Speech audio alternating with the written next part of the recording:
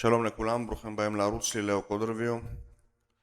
אני החלטתי לשנות קצת את המתכונת של הסרטונים שלי ולהתרכז במשהו ספציפי שהיה יצר, ולא להתרכז עכשיו בכל שורת קוד, לעבור על כל שורת קוד ולעשות ריוויו, כי זה ארוך מדי וזה גם ממחזר דברים, אלא באמת כל AI, כל ספן של AI ממודל מסוים שיוצר איזה משהו מיוחד שלא נראה קודם, אז להתרכז בו.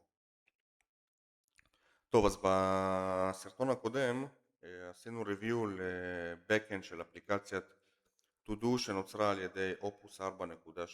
עכשיו אנחנו עושים ריוויו לפרונט-אנד של אותה אפליקציית To Do שנוצרה על ידי אופוס 4.8. עכשיו אני בחרתי להתרכז בפונקציה run action. פונקציה run action משמשת כדיקורטור ל-error handling, זאת אומרת עושה איזושהי הרחבה לפונקציה, היא מקבלת פונקציה שנקראת action, קוראת לפונקציה, יש איזשהו try catch, אם יש error בתוך הפונקציה action אז היא עושה איזשהו קוד של טיפול ב-error.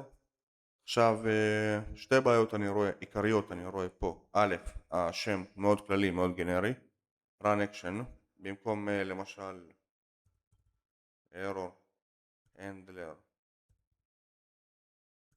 warper, זה למשל שם הרבה יותר משמעותי, שהרבה יותר ברור מה רוצים לעשות. וגם המיקום של הפונקציה הזאת נמצא בתוך קומפוננט אפ, מרנדרת בעצם את כל האפליקציה שלנו בריאקט.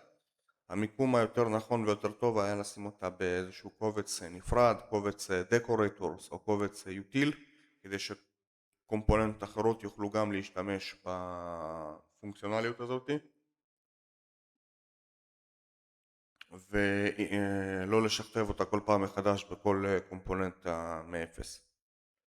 שוב, זה אולי נראה משהו קטן, אבל כשהפרויקט גדל אז הטעויות האלה מצטברות ואז באמת אנחנו נכנסים לבלגן. שוב, אני חושב שאלה טעויות של מתכנת בשנה א', מקסימום ב'. אני לא מבין איך אנשים חושבים שדבר כזה אמור להחליף מתכנת מקצועי ומנוסה שהוא ברמה טובה.